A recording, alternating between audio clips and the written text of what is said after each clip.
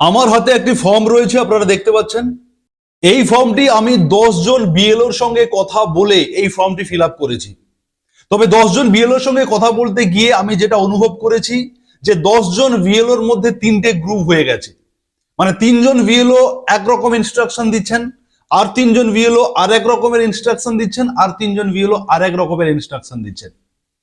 তাহলে সঠিক কোনটা? যেহেতু ফর্মটা আপনার, সেহেতু আপনাকে দায়িত্ব নিয়ে সেই ফর্মটা ফিল আপ করতে হবে। আর আমি এই ভিডিওর মাধ্যমে একেবারে লেটেস্ট আপডেট এই মুহূর্তে দাঁড়িয়ে এসআইআর বা এনউআরএসএন ফর্ম যারা পূরণ করছেন বা করবেন বা যারা করে ফেলেছেন, আপনারা প্রত্যেকে এই ভিডিওটা মনোযোগ সহকারে শুনুন। 100% রাইট ইনফরমেশন এই ভিডিওর মাধ্যমে পাবেন, গ্যারান্টি সহকারে এই ভিডিও বানিয়েছি। কারণ অনেক খেটে মেহনত করে অনেক ইনফরমেশন নিয়ে এই ভিডিও করেছি। কারণ আমি জানি যে এনউআরএসএন ফর্ম পূরণ করতে গিয়ে নানান কনফিউশন তৈরি হচ্ছে।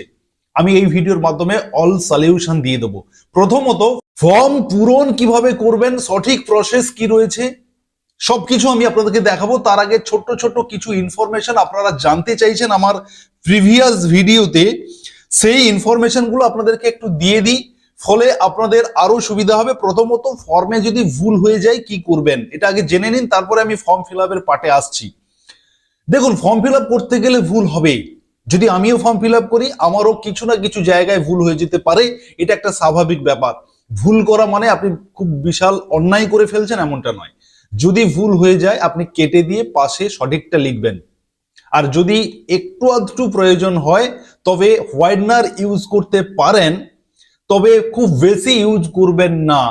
চেষ্টা করবেন হোয়াইটনার ইউজ যাতে না করতে হয়, কাটাকুটি যাতে না হয়, শত সাবধানে ফিল আপ করুন। দরকার হলে একটা জেরক্স কপি আগে ফিল আপ করে নিন, একটু অভ্যস্ত হয়ে যান।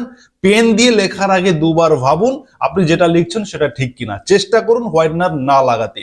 তবে যদি খুব প্রয়োজন হয় একটু আধটু লাগাবেন, অসুবিধা হওয়ার কথা নয়।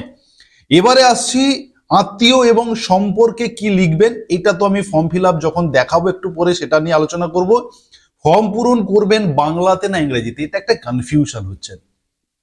ফর্মটা যেহেতু আপনারা বাংলাতে পেয়েছেন, সেই কারণে আপনি আপনার নাম, যে নামগুলো লিখছেন, আপনার নাম, বাবার নাম, মায়ের নাম, দাদুর নাম, নামগুলো বাংলায় লিখুন। যখন আপনি কোনো নাম্বার দেবেন, ধরুন ভোটার আইডি কার্ডের নাম্বার লিখবেন বা আপনি আধার কার্ডের নাম্বার লিখবেন, তখন আপনি সেই নাম্বারগুলো ইংরাজিতে লিখুন। তাহলে কি হবে, ক্লিয়ার হয়ে যাবে বিষয়টা। নাম বাংলায় পূরণ করুন, ইংলিশে যদি পূরণ করতে চান করুন, পুরোটাই আপনি ইংরেজিতে ফিল আপ করুন, কোনো প্রবলেম নেই। আর যদি আপনি বাংলা ইংলিশ